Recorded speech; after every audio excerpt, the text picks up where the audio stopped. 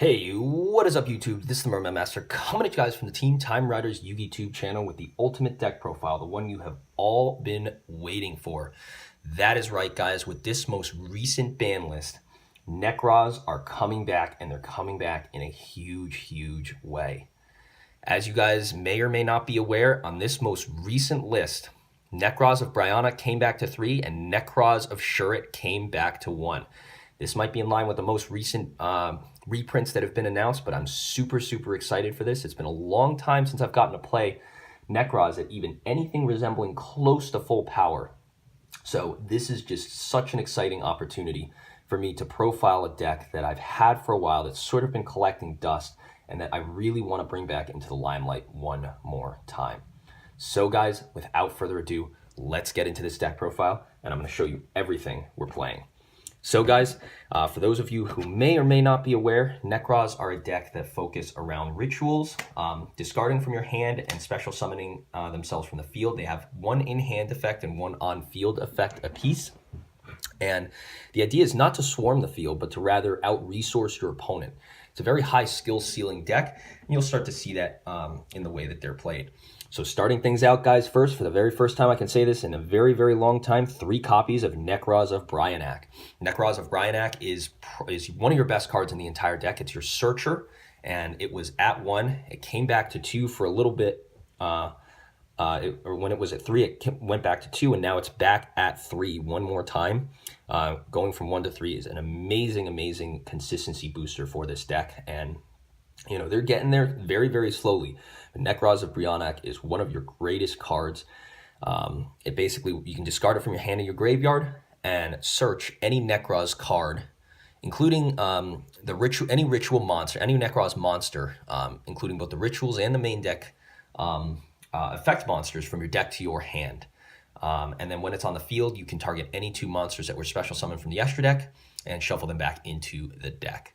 Very good card, extremely good for consistency, and definitely have to run it at 3 in any Nekroz variant.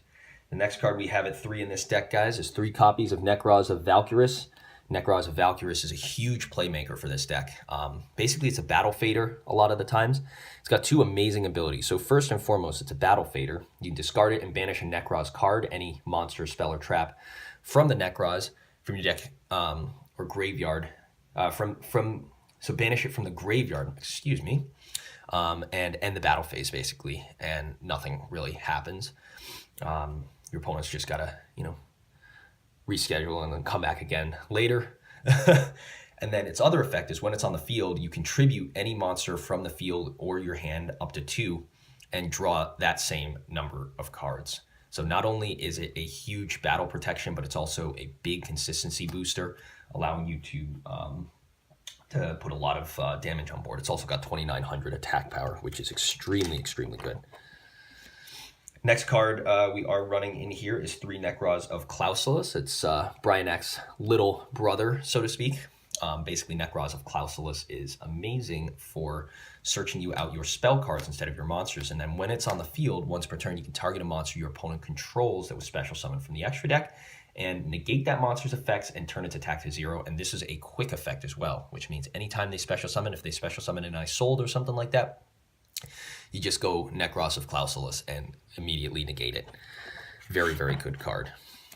Now, arguably one of the best and biggest power plays in this deck that you have is going to be not 1, but 2 copies of Nekroz of Trishula. Nekroz of Trishula is basically almost exactly like Trishula Dragon of the Ice Barrier, except that its first effect is that you can discard it from your hand to your graveyard to prevent targeting, like to make your monster untargetable by like card effects or something like that. Whenever they target it, to negate the targeted effect. And then its other effect, which you like, is when it's special summoned to the field, you can target 1 monster in your opponent's hand, 1 monster on the field, and 1 in their graveyard, and banish them. The main difference between this and actual Trishula is that your opponent must have at least one card in their hand, 1 card on their field, and 1 card in their graveyard in order for this effect to resolve. It's not an effect that basically target. Unlike normal Trishula, this effect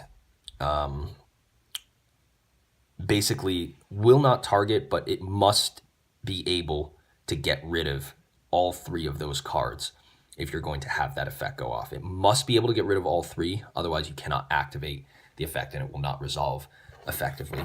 So it does have Trishula's power, but still the real thing for Trishula can banish even if, your opponent doesn't have, anything on either one of those fields. So that's something to know.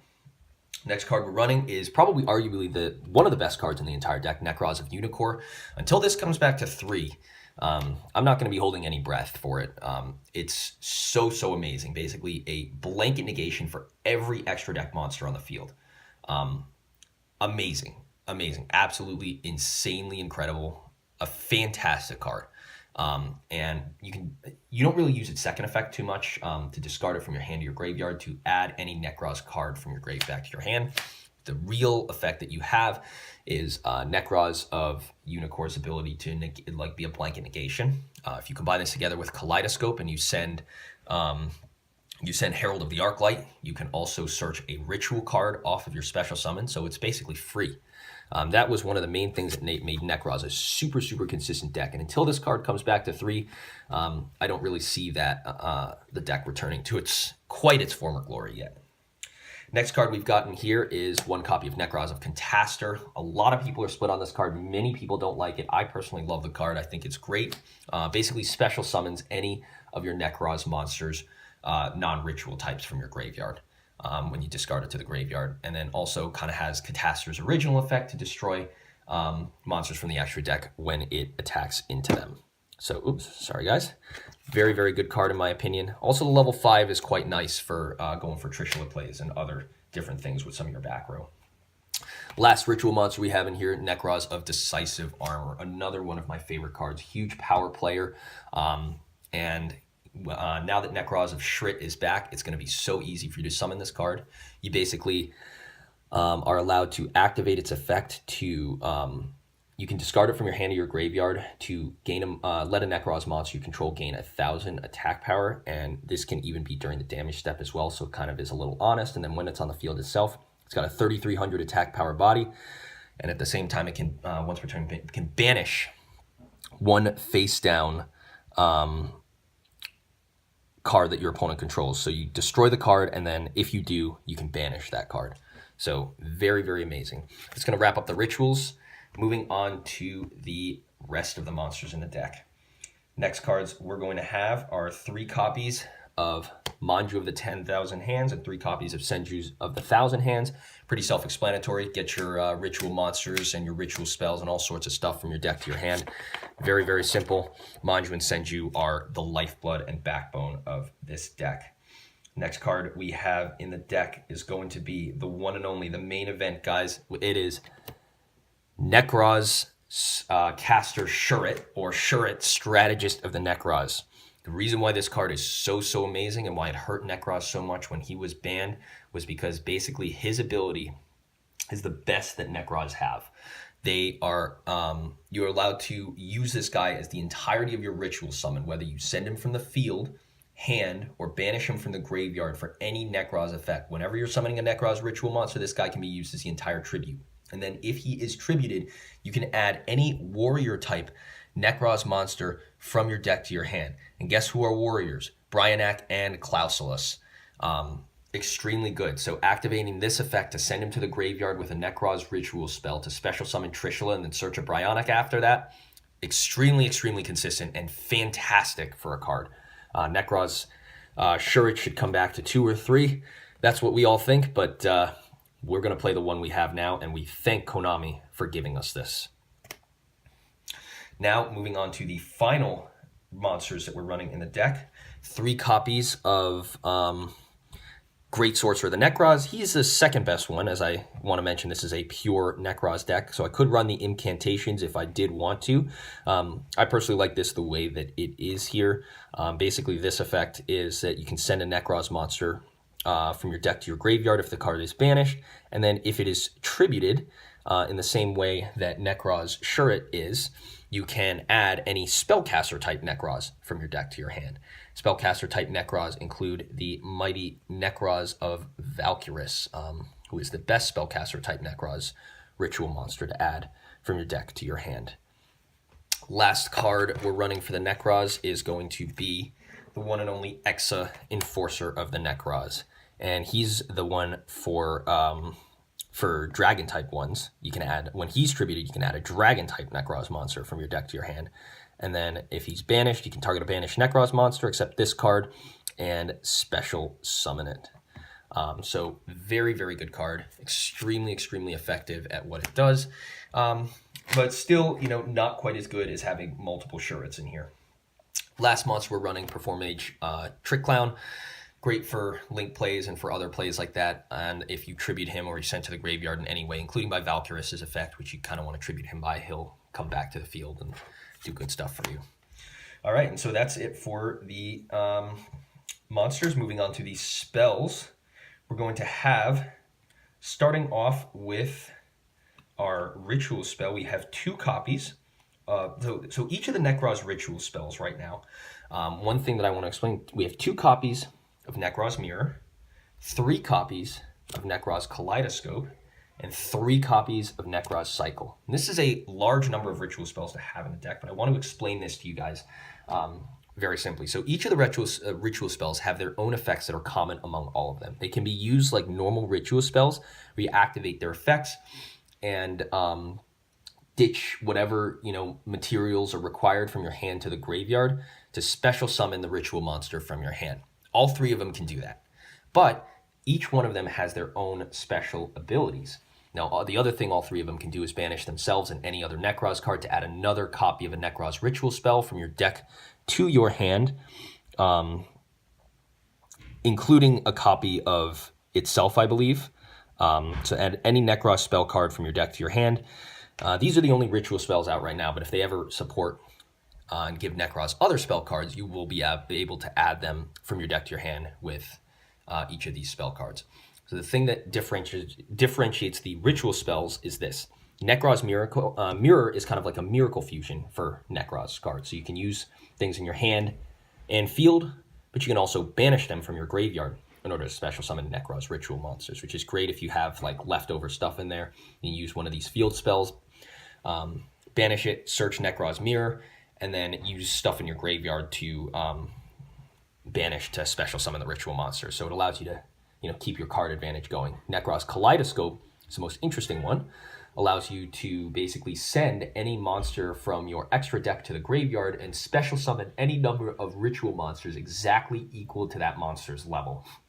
So let's say you banish, or you send to the graveyard for Unicor's effect what is it called? The Herald of the Arclight, and then you can special summon Unicorn to the field, and that counts as the tribute. The other option, of course, is sending something like shooting Quasar Dragon to the graveyard and special summoning a Trishula and a Clausulus off of that effect. Very, very cool card. And then just, of course, getting those abilities off. And then finally, Necros Cycle. I decided to bump it from 2 to 3 because I just think it's so amazing. You're using Necros hand effects a lot. Necros Cycle allows you to summon the ritual monster not only from your hand, but also from your graveyard. It cannot use things from your graveyard or from your extra deck to fusion summon. You must use from the field or your hand, but I arguably think this is the best ritual spell that Necros have. It allows you to sort of double dip on the effects. Send something like the Necros of Decisive Armor from your hand to the graveyard, boosts the Necros monster's attack by 1,000, then activates Cycle's effect, sending like Shurit from your deck to the graveyard to special summon Decisive Armor from your graveyard, and then activate Shurit's effect in grave to search your Bryanak from your deck to your hand. Very, very good. Now, last couple of spells we're running. Of course, since it's back at 3, we got to do it. 3 copies of Preparation of Rites. Very, very good searching card. Amazing for what it does. Searches you Bryanaks mostly, and searches you Clausulus. Anything that's not Decisive Armor or Valkyrie's can be searched out of the deck with this card, ritual-wise.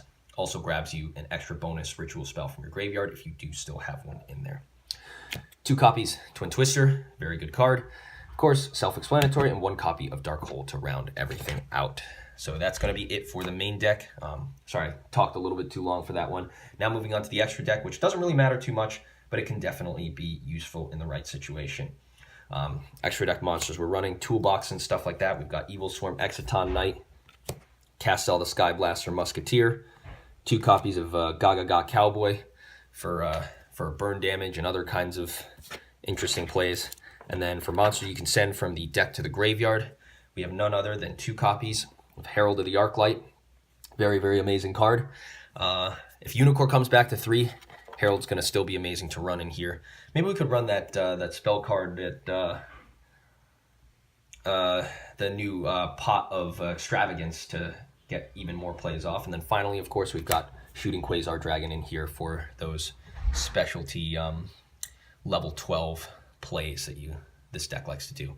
So guys, that's going to wrap it up for my Necros deck profile. I really hope you enjoyed it. If you did, please remember to give a rate, comment, and subscribe to the Team Time Riders YouTube channel for more awesome content just like this. This has been the Merman Master with the Team Time Riders YouTube channel, and I'm signing out. Catch you guys next time. Peace.